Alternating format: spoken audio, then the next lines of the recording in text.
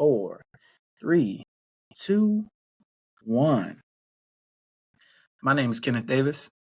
And I'm Jakese Crockett. And this is Highly Black and Flavored. Episode 2, Season 4. The Return. Jakese, how's it going? I'm doing great, man. How about yourself? Not too bad. It's definitely been a very hectic week. Very fast moving week, but somehow we managed to get a 4-day out of what was supposed to be a 3-day weekend. But because of how everything, works where I'm at, some certain full-time military people, if you got a 3-day in some instances, they go ahead and give you a 4 or 5 day. So that's just how that ends up working. But everything else has been pretty smooth, man. It's like the first 2 days of the weekend have definitely I definitely took the chance to sit back and just think about how well everything has gone, certainly for us coming back and recording. That is certainly something that I've been thinking about, different ways that we can kind of go about approaching the comeback, approaching recording, and seeing what works best. Because honestly, I wouldn't want to waste my time. I wouldn't want to waste your time or anybody else's time if we weren't putting together the best product that we could put together, and putting together the most effective product that we could. So yeah, I've definitely been thinking about different things we can do. I've been thinking about probably starting a TikTok.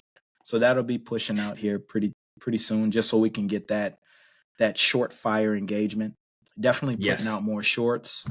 Working on putting out more movie reviews. That's something that I've been wanting to do for at least a decade. So back to the movie reviews and music reviews. We love it. Yeah. We'll definitely get to it. And if you ever have any ideas, feel free to definitely let me know. No, most we'll definitely fall into it.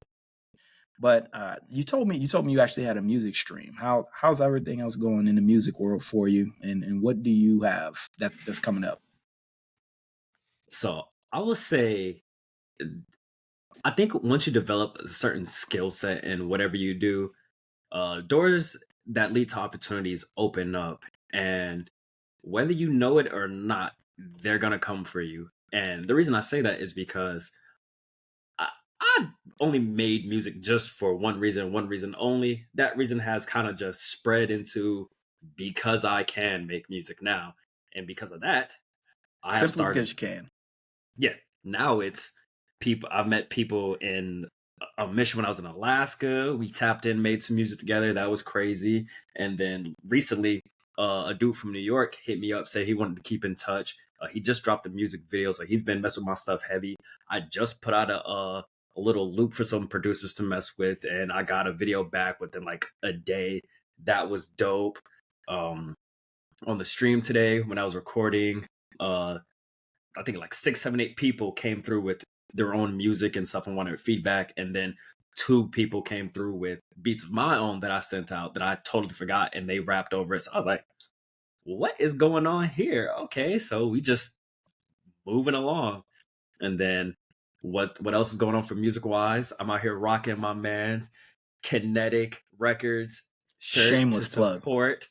Yeah, shameless plug. Plug it. I'll do it all the time. Plug it hard. That's what we're here. That's what we're here for. Song, because we are working on a group album. I've got a few features in there, but it's like, I think 20 plus songs of us just having fun and things I haven't heard, and the world's just gonna flip shit for. And then on my end, I'm also doing like a beat tape where I'm the sole producer, and I'm pushing that out to a whole bunch of people too. So there's a lot moving, and I'm just like, fuck it, we balled in. That's the mentality you have to have. And I take a similar approach with a lot of the things that I do outside of work too. Especially with the podcast, you really have to be doing it for the right reasons. You have to start with the love of having to do it and putting it out there, and not necessarily wanting the money to come from it, but you have to see the opportunity, and definitely having the opportunity to get out there and put put your music out there. That's a beautiful thing, and I'm proud of you that it's continued to blossom and it's gone this far.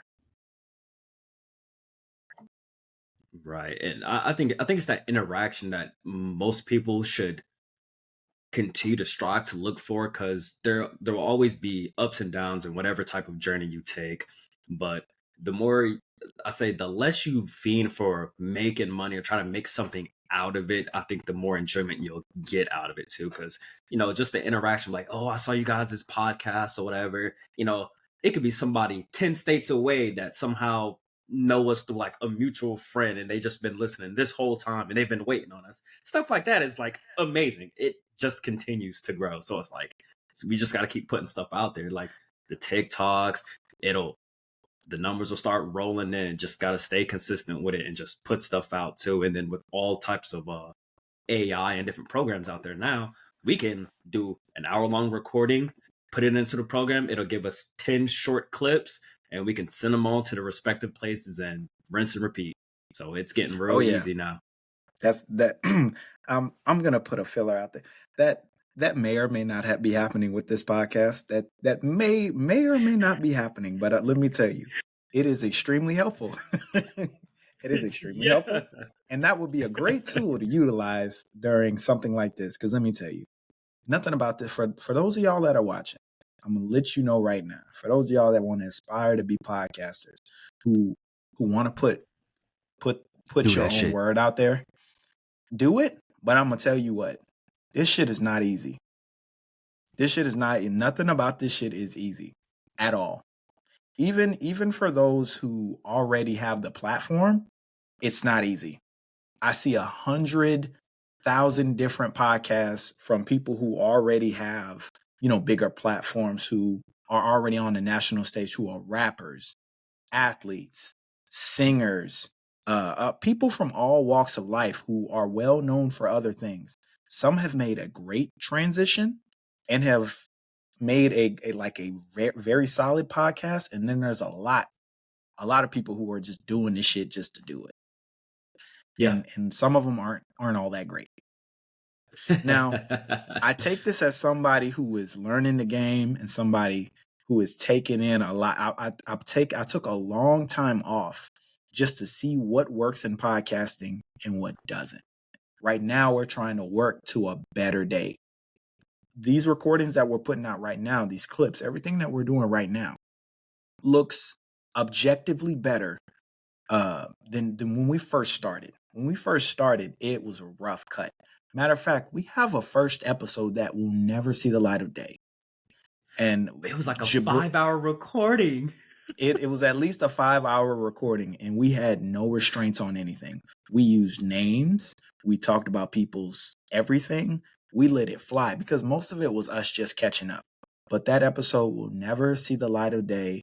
And there is one individual who probably has it underneath lock and key. And I pray that we don't piss him off. And he extorts us and we all become rich and famous. And he has this one episode because we let a lot of 4-letter expletives and probably some racial epithets fly during that episode. And I'm more than sure every entity and every social media platform will probably have our ass if that shit came out. Now we're still up and coming, and we're everyday people, so it may not be that bad, but they'll probably get us the fuck out of here for some of the things that I said. let's be real honest. Those are those are 7 words you can't say on TV, and y'all said all of them in the span of 30 seconds. How is that possible? Yeah, I don't know. Yeah, and I'm pretty sure we said some other things that just it'd be more frowned upon than anything. But hey, we live in the age of spin, so it may not be too bad. Now, Jakese, I tell people the podcasting game can often be cold, right? Freezing cold. Right. But not as cold as that freeze up that Mr. Mitch McConnell had. Did you see this? This is his second freeze up. Yes. And how many? In at least this year. Crazy. In this year. So for those of you that don't know, Mitch McConnell, he's a 7-time senator from Kentucky. He's currently serving his second stint as the Senate Minority Leader, and from 2015 to 2021, he served as the Senate Majority Leader. He's currently 81 years old. He was born in 1942. Early 19s. He's 81 years old, and he's frozen up twice this year. Now, I know people give the president a lot of grief in his advanced stage about some of the things he do, but he keeps moving. He keeps going. He keeps going. Do you think Mr. McConnell should retire? Should he hang it up? Do you think his health starting to fail in any way? So my take on that is, hopefully he does retire, because for a second freeze up in this span from the first one, it's not looking too good too, honestly. And to say, God forbid, it happens while he's giving some type of address, he just goes like that, it's going to be bad. So the freeze up, we know it's a serious problem, but the internet can't help themselves, maybe a cognitive, possibly like a cognitive issue. And, it's something. It's not something that we're just saying to kind of poke along at. It's like, no, like this man makes very serious decisions on behalf of not only his state, but also the rest of the Senate. Exactly. Or at least, his proponent of his parts of the Senate as a minority leader.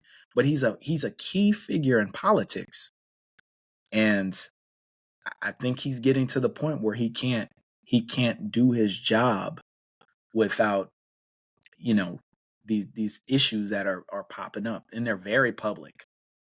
They're very, very public. He's had a very, very long history of voting against the interest of a lot of the younger people who are like more progressive. So I don't wish the man anything bad on ill will on him. No ill will at all. But I think it's time for him to go ahead and hang up the gloves, because a lot of politicians, they hang in there for the long haul. But a lot of the ones that do hang in for the long haul, they have the ability to keep it together. He's starting to unwind a little bit, just a little bit. I think retirement may be something for him to think about. He's had several stints. Like, man, you've been a senator 7 times. He's re-upped several times. It's okay if you go ahead and just throw the towel in. And that's not even just for him. That's for a lot of the older politicians who are really getting up there. Yep. Even Supreme Court justices, they managed to stay in for a long time too. I think most of them serve until they're like getting ready to croak.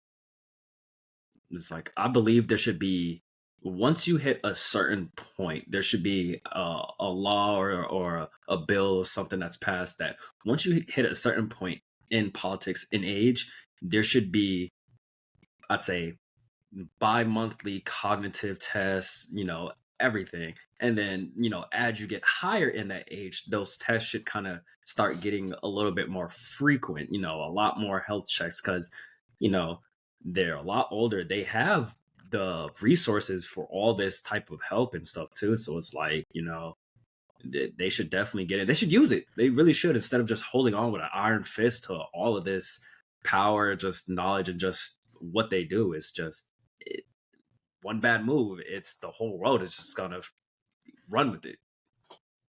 Let me take it a step further for you. Okay, so they push and present bills and new laws.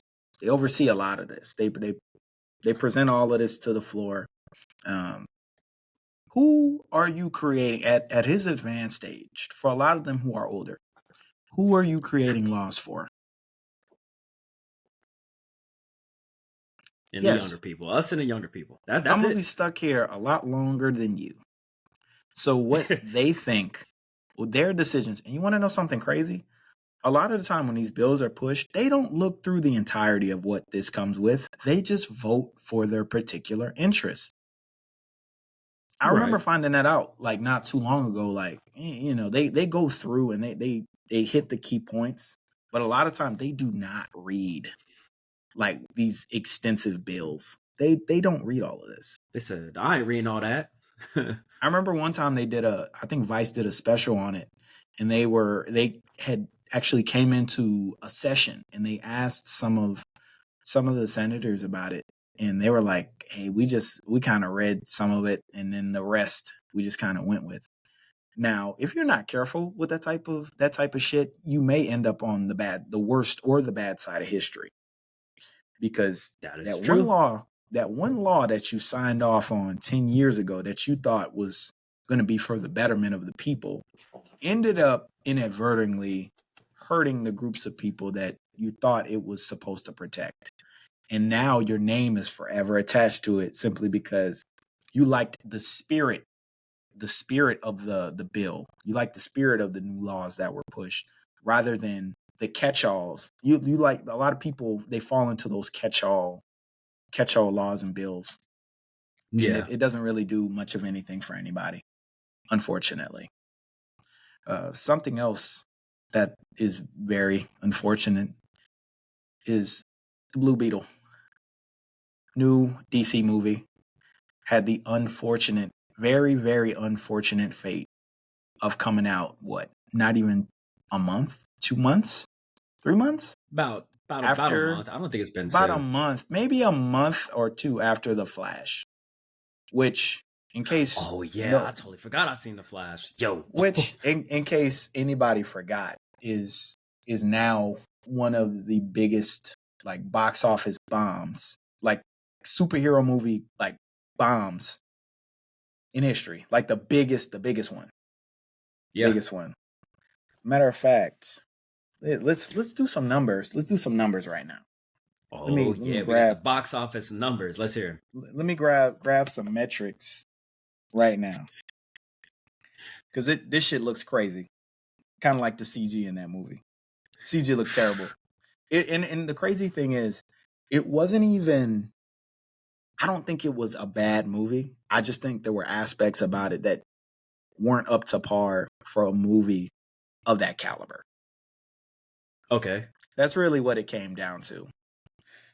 Just like I thought the scene at the end where they kind of saw like the DC, like the Elseworlds and the multiverse, where, spoiler alert, nobody went to go see this movie, so I'm gonna say the shit anyway. You got to see Superman, Christopher Reeve Superman, and in the Supergirl. They even had the Superman Lives, the Nicolas Cage. If there's a documentary about that, real interesting thing. Nicolas Cage was supposed to play Superman, and it was supposed to be this super ambitious, really weird movie. The shit didn't work out at all. I'm so glad it didn't. But they had all of the Batman in there. But the problem is, it looked like garbage. It looked terrible. So let me pull these numbers right quick. Like, I can't even say I thoroughly enjoyed the movie. I just watched it just because there was nothing else to do. I'm like, let's see. I thought it was cool. I thought it was cool. I didn't like the running aspect. They made him look like he's slipping and falling. Like, yeah, his running form is garbage. And then the running form it up. Like, what is he, rollerblading? Look, like I'll give him credit. You know what I'm saying? How it opened up before he was about to start running. I thought that shit was cool. How it stopped, got interrupted, cool. And they were like, he was like, "Yo, you gonna eat that?" Chucked it out. All right, bet. And then it took off. I thought that was cool. So currently, it's amongst the DCEU movies. This is the box office wise. This is the worst. Let me pull the metrics. So the production budget was $200 million, and the marketing was an additional $200 million. Now, worldwide, the movie has turned out $268.53 million worldwide, and 108 domestically.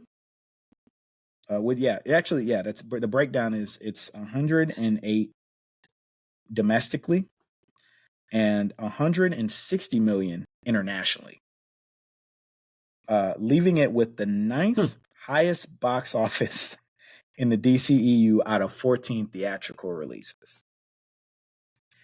Now, it's number 9. Yeah, it's number 9. Number 9, and it's and the weird thing about it, I think it's just because I felt a lot more strongly about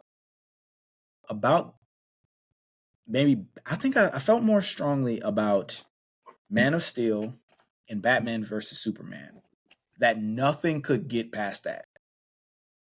I even think the first cut of Justice League it's not particularly good. I was kind of pissed off when I came out. The Snyder cut it's better, but it's kind of worse at the same time, because it shouldn't take 4 hours to tell a story that was originally intended to be told within 2 hours.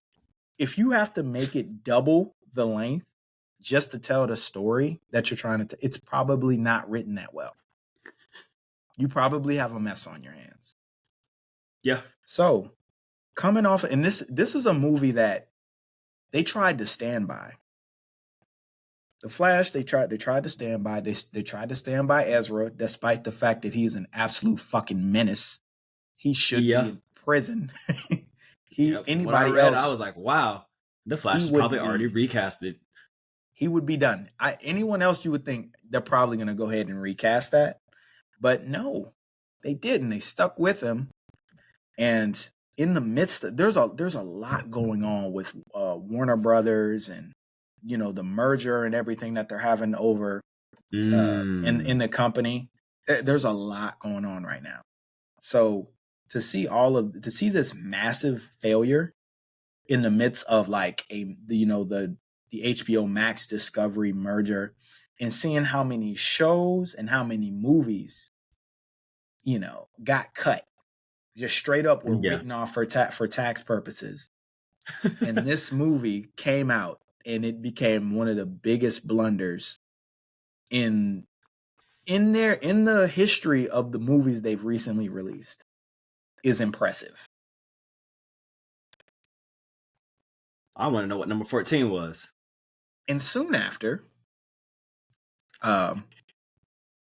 Blue Beetle had the unfortunate fate of being released afterwards. And I had mixed feelings about them putting out a movie. I was like, oh no. There's no way that they're putting this out this soon after The Flash. But it was like, no. The dates were already set up. They had already gotten everything completed for the movie. They already started doing promotional material.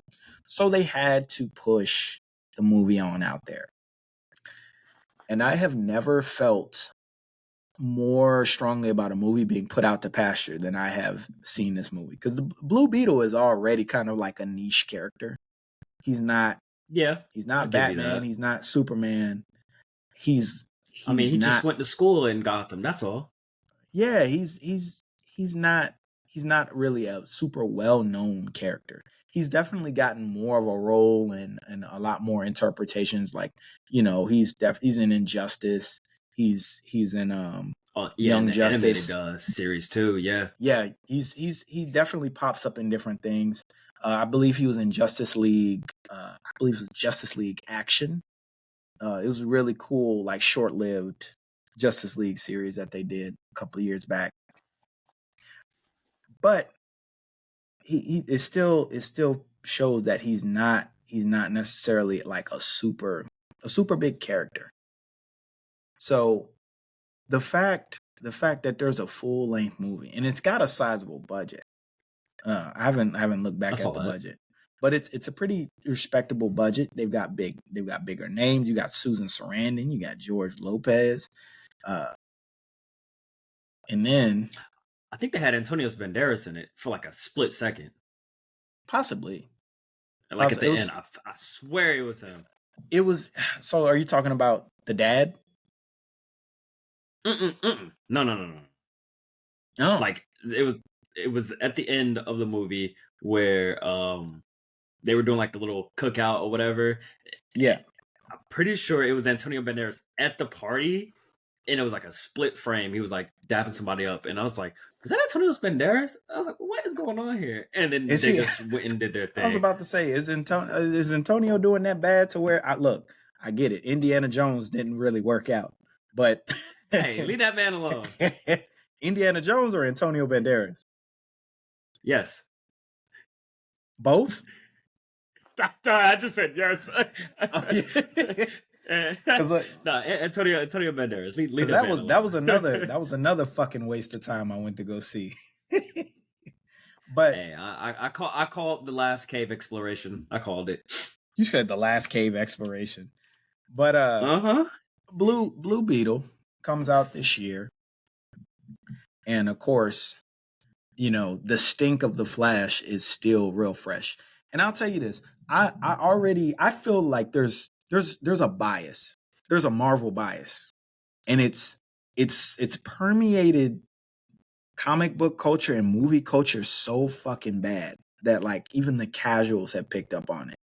And DC has not done a good job of setting up its universe and setting up its movies in a way to where it all has made sense. I think early on they thought Zack Snyder was gonna push them through and make the big bucks, the big money, and create this universe that everybody loves and adores. But it has the relationship between them has now soured. Zack Snyder's out, James Gunn is in, and now they're trying to redo this thing. And I kind of like some of what they've done so far. Like Birds of Prey, I like certain things in the movie. I didn't think that it was going to do a whole lot, but I thought it was cool. The second Suicide Squad movie, which was kind of like a sequel but a complete revisioning of that movie, I thought that was the coolest thing that they could have did was just go all out, just make it super violent, super unserious, and super out there. That's what the Suicide Squad is. So that makes sense. That's what they're for. And then the Flash came along, and the world went crazy. Blue Beetle, 2023 film. I thought it was okay. I felt this movie wanted to be the next Black Panther. It wanted to be that cultural moment for Mexican American people. I like that. It wanted to be that next cultural moment. That, The problem is that outside of maybe even the family in the movie, there's nothing else really compelling about this movie at all. You don't really care. Specifically, the villain. I'll say it's a little the way they paced it to try and like even get Jaime and the Beetle together. Like, I wasn't following that too much. I didn't buy the relationship between the Beetle and Jaime. Like, I didn't buy it all that much at all. They do a better job of pacing that, but I don't understand why like it had to be. I like that he did have a close relationship with his family, but his family didn't need to be there for that third act. Not all of them. I can understand why the girl had to be there because her aunt was crazy and was the one creating this fucking super soldier program. I can understand why that was there, but of course there's like the cheap laughs. Of course, grandma having a Gatling gun. It was funny. No, hold on. I was calling grannies from the rip, bro. I already knew she was like that. She was way too calm in situations that bro. When what was it? When the house started shaking, or whatever, when the helicopter was going by, she's just getting a little tea, and she just kind of looks in the cup and then looks up. And I'm over here telling my homies, I'm like, Granny has to be Rambo. She was an infiltrator. She was a spy. She's crazy. I feel it. I feel it in my soul, bro. I'm telling you, she's about that action. Lo and behold, She brought out that goddamn Gatling gun and put Rambo to shame, boy. I don't hate that they included that. That's actually I enjoyed it. Come on. That's an architect within not architect, an archetype within itself. Like the old unassuming lady that's dangerous. I thought that was funny. My problem was how they implemented it. The person don't hold candy, it hold bricks. That's what it's in there. Right. I think if they would have did a better job of kind of like tapping that on the shoulder earlier in the movie, like, hey, she done kind of seen some shit. You might not want to play with her. If they would have kind of leaned into that just a little bit more earlier, it would have been a better setup. But they didn't need the whole family there. Like the sister going there or whatever. Yeah, come on. We didn't really need the sister there. We didn't need Mama there. We didn't need the whole family. Time. I can understand if you took grandma and maybe the sister. Ironically, maybe the sister, maybe. Yeah, but otherwise, you didn't, or maybe even the uncle. In some instances, he was somewhat helpful. I mean, he did some shit. Yeah, he was actually he was actually a lot more helpful than he played off, and I thought that was funny too because most people probably went, "Oh, it's George Lopez. We want to see what George Lopez is talking about," because George Lopez is funny. Like, there's no doubt about it. The man is funny. And his role in that movie for me, he was still funny. It's like, the uncle that's always on some bullshit conspiracy theories. He's over the top. And I was like, okay, it's a little more George Lopez in that role. Yeah, the real crazy one. But it's like, it stems from what he knows. Because when they was talking about how to even get past like security and stuff, he just starts firing off everything. And I'm just like, he was the genius of the right. I knew it, man. He's out here building tech, doing all this and that shit. But then he started doing percussive maintenance on stuff, smacking stuff. I'm like, hey, they just got to bring it back to the hood, huh? Yeah, they got it. They got to bring it. See, and some of that was like, if they would have just kind of like done it, because I don't think that was particularly set up well. I don't think it was set up well. I think the payoff was funny, but they never quite fully explain how he's able to understand these things and how he's able to build those things. There's a lot of plot armor in Deus Ex Machina in this movie for fucking sure. Like, Mr. Reyes should have been dead. Like that. Oh, from electricity? Yeah, he should have been dead. Yeah. I thought he was done. I thought he was done, especially towards the end. I thought he was a goner. He should have been dead. Yeah, that explosion. I was like, oh yeah, he got hit, bro. But he's gone. It's over. Right. And then there was definitely a direct I felt like a direct nod to maybe Black Panther. I do feel like they were cognizant of what they wanted this movie to be. So towards the end, him kind of like going into the afterlife, talking with that father. Yeah. I tried to keep it spoiler for you, but no. Get all that out of here. Fuck it. This movie was trying to make a comeback, and nobody probably went to go see this. I saw it for $4. I think I saw it for free.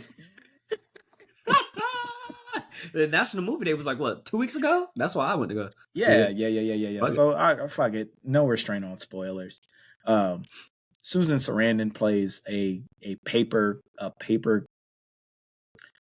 like a standard by the book paper villain. Like she's just the evil lady who runs a corporation. That's it. There's nothing more about evil. It. Yeah, just somebody who's supposed to be like a cog in the machine, avoids accountability.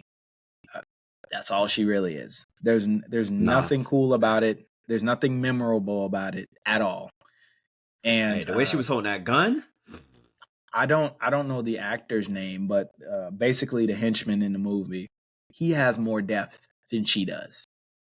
Oh yeah, his backstory was wild. I was looking at that and I was like, that's real fucked up. And I was like, those people that are like missionaries or whatever, they go out into a country and they're like, oh, we're going to help you. They really just straight up stole that man to further her own plot and development for gains. I'm like, what the hell? But that didn't make her character better either. It was dope. Yeah, that made him I was like, more. I wanted her to get fucked up so bad. I That was made like, him someone has to murder more her. well rounded, and it put him in a better light. I did appreciate that. That was cool. Oh yeah, But they managed to flesh him out. But as far as Susan Sarandon's character being a main villain and having her relationship with her niece, who was getting boxed out of the family's company. business. And what I Yeah. really appreciate is they did the callback instead of just saying Reyes was the only Blue Beetle. Because in a lot of comic book movies they kind of do that, like whoever the main character is, they're like the first one ever be that character. No, they do a callback really to the comics, and there was a Blue Beetle before, and her dad was the original Blue Beetle that you saw before the most recent incarnation of the Blue Beetle. Big soft claps for that, yes sir. Oh yeah. I'm tapped into that type of shit. I love a good callback to the comics in a movie. I love it. But I'll say overall, well, I wanna end on a very positive note. Go watch the movie. I will say, yes, I did not expect the movie to be like as it wasn't gory. I didn't expect the level of it was low key violent. The level of violence for some of these people in this movie, I was not expecting it in Blue Beetle. Like, buddy got stepped on, impaled, and then they were shaking him off like it was Dookie on a boot, bro. I was like, oh, he's really, oh my god, he's fucked up. That's the one I was thinking about. Or whatever, they splattered his shit against the wall. I was like, oh, okay, they doing it big over here. I see you. I see you. I was thinking the whole time, why? So more plot or armor and more just convenient timing in movies. How the fuck is George Lopez's character able to just fly this thing like it's nothing? Like they should have died when they were still in the subway. That shit should have crashed into a wall and exploded. But hey, it's a mechanics read the blueprints, man. The wiring diagram, all that. Gave him 15 minutes. He knew what to do. Yeah, nah, for real. He got in that motherfucker and was like, all right, let's go. I was like, that has to be an off-screen type moment right there. Because I was like, there's no way. It had to be something that was just handled off-screen. That's the only way that was going to end up happening. But overall, I thought it was a fairly fun movie. It's an entertaining movie. It's not necessarily anything with the sharpest. For overall, the movie does look good. It looks very good. It's shot cleanly. The effects don't look terrible at all. They look better than The Flash, I'll tell you that. But it's because the movie is not demanding as much in the special effects department compared to The Flash. But overall, I'd give it a 6 out of 10. I would say, you don't necessarily have to go watch this in theaters, but I do think a lot of people will, take some enjoyment. I think people of Hispanic American descent, people who are of that distinction, will definitely find some things to really, really like and enjoy in this movie. I think everybody will find something to like and enjoy out of this movie. But I think overall, it's not really all that memorable, and we'll probably be talking about something else by next week. Probably. And the one thing that definitely gets me is if you speak more than one language, or you know another language to a degree, right? You can probably hold a conversation or read between the lines. If you put motherfucking captions in another language in there, make sure they're accurate, and then don't skip out on what they're saying. Because there was tons of moments where they're skipping out on what they're saying, and I'm like, so they're not just going to caption that? Oh, all right, bet. Good thing I know what they're saying, but it's like, come on, that's actually, you ain't keeping no jokes to yourself, bro. That's a bigger problem in movies in general, because like movies will sometimes have people, like translate out these things that they're supposed to be saying, and then they'll do subtitles, and the subtitles are nonsense, or what they're saying is nonsense. Yeah, they'll give like half the translation. Yeah, that's always been that I didn't realize that was such a big problem in movies until I started doing more research about, language, like linguistics in film, and just like basic etymology stuff like that. Right. But yeah, it's unfortunate because some people say, oh, they're not going to do all of the movies for these different people. I'm like, that's not the case. I just think this movie came out at a bad time, and they treated it like a liability. They treated it like something else that was just going to happen. And I think they thought that The Flash was going to be a surefire hit, and it wasn't. Despite the fact that not when your shit don't make sense. Yeah. If you're supposed to be based off the Flashpoint paradox, all right, cool. Well, I'm not so mad. I've seen the animated Flashpoint paradox. I'm not so mad about the them changing Flashpoint, because if you look at all of the Marvel movies, Civil War is not Civil War. You look at all of the other storylines that have been adapted, and they change a lot. They change a lot to meet the needs of whatever this universe is, and that's okay. But when it comes to the Flash, it's like this was his one chance. There was a lot that was being held up for this. Like everybody was all in for the Flash. Like, if this movie failed, everything that was Zack Snyder universe is officially out. They were already going in this direction. Now they're definitively moving into this direction, and they're probably going to have to write out the Flash. They'll probably recast. They'll probably get somebody, something else. But who knows? Blue Beetle. I don't think it's going to get a sequel, but they could get something like an animated sequel or something like that. I'd enjoy that. I don't. And I think everybody's getting into the push for doing these type of movies simply because a lot of these smaller characters are taking off, But that doesn't mean DC has not necessarily the cultural relevance, but they don't have the consistency right now to do some of these smaller characters and do them justice if they don't have the right talent behind the camera, if they don't have the right timing to make sure that this is something that actually works. And Sony figures that out all the time, but that's neither here nor there, because they talking about doing a fucking Kraven the Hunter movie, which could be cool. But like, why am I watching a Kraven the Hunter movie without Spider-Man? Does that make any fucking sense? It doesn't. Nope. So Jakese, no. Jakese, what is just swinging in the background somewhere? What is your final rating on Blue Beetle? I'll give it a 6.5 out of 10. I enjoyed it. It's something I'm glad I went to go see, honestly, but it's not something I'd be like, oh yeah, I'd go crazy or like talk super crazy praise out of it. We'll talk our favorite parts of it and then most likely move on from the movie. We'll catch it on Tubi in 6 months. Yeah, I just downloaded Tubi. Hey, I'm about to start looking. Well, this brings us to a grand close today. Jakese, tell them where they can find you at. You can find me on many platforms. You can find me on IG at KODB Prod. You can find me on Twitch at Mystic Impact, same as my YouTube. I have another YouTube where it's KODB Productions, same thing as TikTok. I am flooding the market. You can find me on Apple Music at KODB Productions and Spotify. And then if you listen to music in any other country, I guarantee you I've popped up through there too. So just give it a little search. I'm all around the world, baby. Oh, that's right. And you can find all of us at Highly Black and Flavored Network on which one is that? Oh crap. That is our Twitter at Highly Black and Flavored, or HBAF Network. We're also on Facebook. You'll find us at Highly Black and Flavored on Instagram.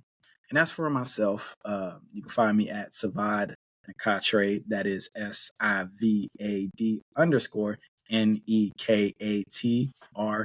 That's where you can find me at. Well, that brings us to a grand standing close for episode 2. We'll catch y'all soon.